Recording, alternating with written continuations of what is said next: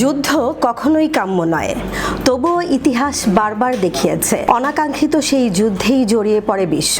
মধ্যপ্রাচ্যে চলমান ইরান সংকট ঠিক তেমনি, যেখানে শুধু গোলাবারুদি নয়, মুখোমুখি দাঁড়িয়ে আছে ক্ষমতা, কৌশল আর টিকে থাকার লড়াই। প্রশ্নটা এখন খুব সহজ, এই যুদ্ধ থেকে আসলে কে কি পেতে চাইছে?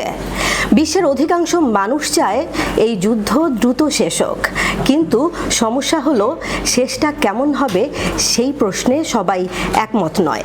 যুক্তরাষ্ট্র এই যুদ্ধের প্রধান চালিকা শক্তি। প্রেসিডেন্ট ডোনাল্ড ট্রাম্পের লক্ষ্য একদম পরিষ্কার নয়।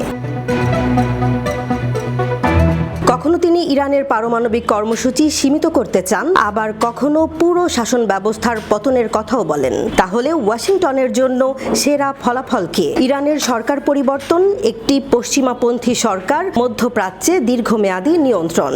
কিন্তু বাস্তবতা ভিন্ন।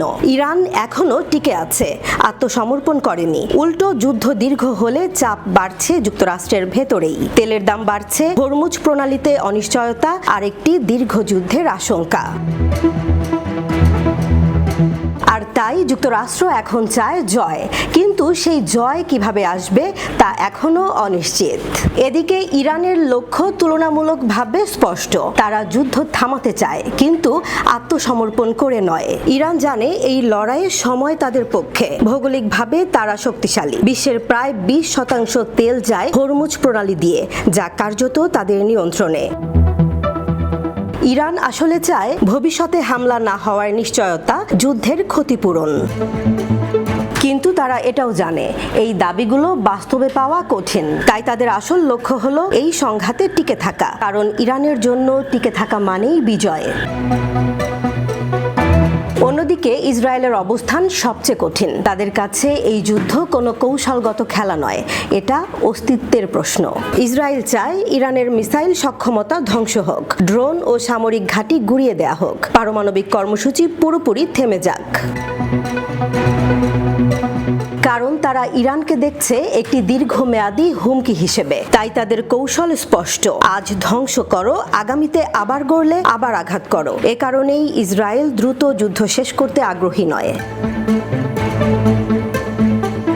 আর উপসাগরীয় দেশগুলো রয়েছে এই যুদ্ধের সবচেয়ে অস্বস্তিকর অবস্থানে। সৌদি আরব, সংযুক্ত আরব আমিরাত, কাতার। তারা শুরুতে নিরপেক্ষ থাকতে চেয়েছিল, কিন্তু এখন তারা নিজেই হামলার শিকার। আস্থা ভেঙে গেছে ইরানের ওপর। তাদের চাওয়া খুবই সহজ, যুদ্ধ থামুক, নিজেদের নিরাপত্তা নিশ্চিত হোক। কিন্তু বাস্তবতা হলো তারা এমন এক যুদ্ধে জড়িয়ে গেছে যা তারা শুরুই করেনি। এই যুদ্ধের সবচেয়ে বড় বাস্তবতা হলো সবাই যুদ্ধ শেষ করতে চায়, কিন্তু কেউই একই শর্তে নয়। যুক্তরাষ্ট্র চায় নিয়ন্ত্রণ, ইসরায়েল চায় ধ্বংস, ইরান চায় টিকে থাকা, আর উপসাগরীয় দেশগুলো চায় নিরাপত্তা। তাই প্রশ্নটা এখনো রয়ে গেছে, এই যুদ্ধ কি থামবে নাকি শুধু রূপ বদলে চলতেই থাকবে?